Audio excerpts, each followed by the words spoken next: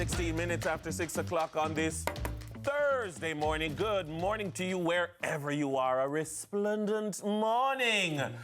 And that means it's time for the headlines. You know, we're in grade 1, we're not in pre-K, and that's why we got TK. Good morning. How are Good ya? morning. Good morning. 5 seconds ago, I had nothing, and I was like, okay, for the first. Well, you did good, kid. Yeah. You did good. Yeah. You did good. You get a gold star for that, Dennis. He's on a roll with these variations. Was it? Hi, gentlemen. You know, first of all, looking spliffy. That's number 1. Number 2, loving the blue.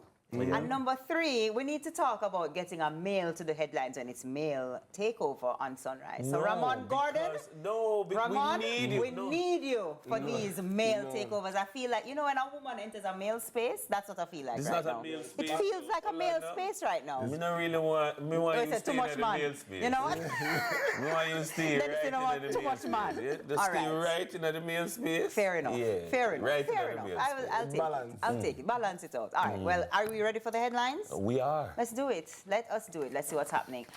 Strong JCF presence at Prime Minister residence after a legitimate security threat. The Jamaica Constabulary Force, the JCF, says it is maintaining a strong police presence outside of the home of Prime Minister Andrew Holness in Beverly Hills, St. Andrew, due to a legitimate security threat to the Prime Minister and his household, which has since been repelled. In a statement late Wednesday, the JCF denied reports alleging that a police raid is underway at the private residence of the Prime Minister. The force said, however, that there was an active police presence in the surrounding community and vicinity of the Prime Minister's residence in response to credible intelligence gathered by the JCF indicating a legitimate security threat to the Prime Minister and his household. The police said swift and effective action by officers successfully repelled this threat, but it will continue to maintain a presence at the location in line with standard security protocols. Well, first of all, I'm not proximal to this particular story or information, but it makes sense. The truth is that there are certain, what do you call them, scheduled premises, and there are certain premises that acquire a particular security monitoring. Oh, scheduled premises means no matter what, they're scheduled to be in visited? law, you call them scheduled premises, like Parliament, Right, okay. Jamaica House, King's House. Prime Minister's house. Meaning that they always have So they have a certain level of monitoring and etc. And by the statement, it would suggest that there was a presence, not heavy, because based off of what I saw, it wasn't heavy. But there was a presence that was established there because of whatever intelligence. And intelligence can mean several things. So, you know, it was deemed necessary to establish a presence there. But generally speaking, I think it was a rough day for the Prime Minister in terms of, or his family. Earlier in the day, there was a whole fake Wanted Wednesdays thing surrounding him. And so when you attach the two of them, it clearly was maybe designed to create the notion that, oh, there's an investigation and that the Prime Minister is being raided, because immediately I saw a viral WhatsApp message going around saying, oh, Prime Minister's house being raided by the police. But fake news moves very quickly. Yeah. Very quickly. And unverified information moves even faster than the verified information. But we did see it. I would say you don't know what it's like until it happened to you. You know, until somebody's sending around something with your name on it. So, you know. And remember, before we even get there, I mean, what has happened and is happening is that the Prime Minister's job to be the head of the state here is a tough job. Government.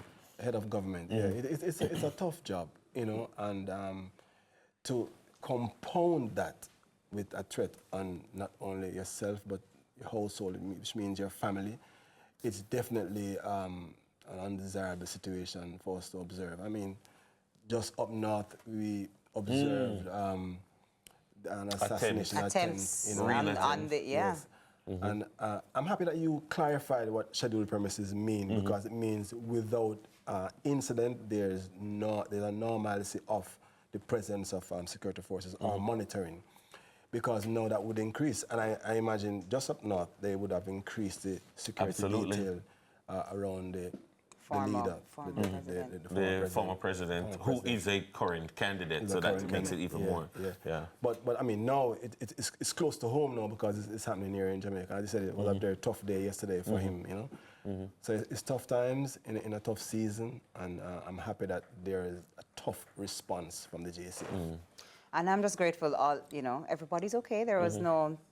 Everybody's okay. Yes. That's good.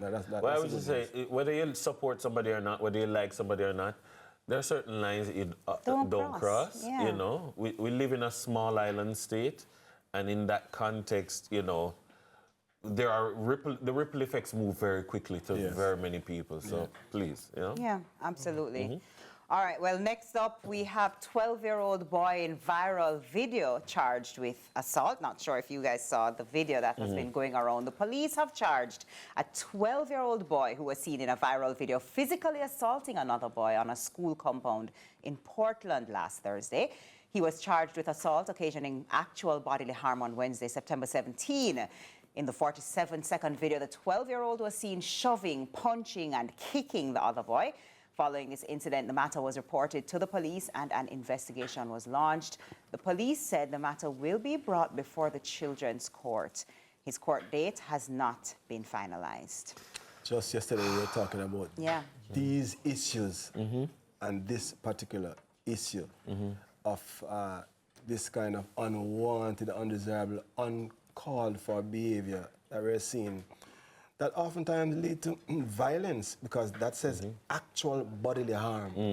You know, and I don't know why it's recurring, why it's happening, but obviously, I don't know, more intervention, something needs to be done from the homes. From the homes before they get to the school. You know, when I went to school, I remember we used to be so afraid of authority, of teachers, of principal. If you hear principal will come, trust me. Man, you run, man, you're quiet, you fix up your uniform, everything, We don't play that, you know what I mean? So I don't know what is happening, I don't know. A couple of things. One, I mean, there's always been bullying in school. You know, we've had these incidents. I would imagine that an incident very much like this happened in 1984, in 1994, in 2004, so happening in 2024, it's not necessarily new. The difference is that it is manifest right before our eyes because we now have devices for them to be captured on. But the funny thing about this society, the present generation, is that they will record it, you know, they will implicate themselves, you know. And then you wonder, like, it's being recorded and you will do it anyway. You know, you will be just as violent and vicious. I mean, 12. I'll be very honest. He's a 12-year-old. I'll be very honest. I didn't watch it to the end. I couldn't manage it because immediately I just seen my son and I start think things that I shouldn't think. So I say, you know what? Lord, just protect my mind. But it came, it was very upsetting for me, and these things don't usually upset me, but it was very upsetting on a personal level for me, especially, you know, we heard earlier this week, was it earlier this week, about the case in St. James, where the little boy who was, it was alleged that another teen stabbed a little boy to death, his classmate to death, and he was acquitted. He's walking free. And I read an article where the mother said, just kill my picnic like dog, and him not spend a year in a prison. And like this feeling that justice will not be done, that is what causes people to take matters into their own hands. Because they will feel that it now makes sense to report it, and then what you end up having is reprisals and counter reprisals, and you know, so I mean, justice must not just be done, but it must be manifestly done. One might say that justice was done because it went through the court and it went through a process and it was just what it was, but boy, there's a family that is hurting in that instance. I would hope, whatever the matter is, how this one goes, that I mean, that in the end justice will be done. Yeah. But it is very frustrating to see those things. You know, nobody wants to see like Absolutely I could have not. your picnic. Absolutely I not. could have your picnic, and it's like some people who.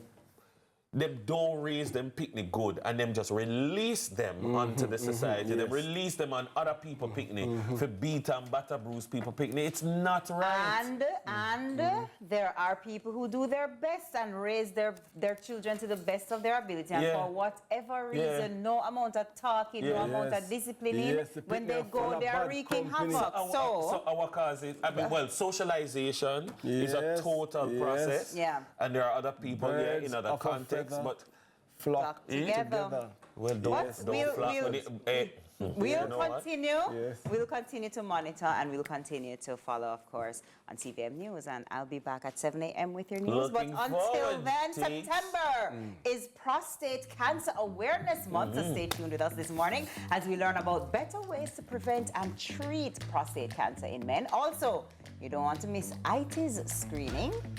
You've never seen a sunrise quite like this. I don't know, I'm excited to see a screening. Yeah, sure. I don't know why. I'm excited.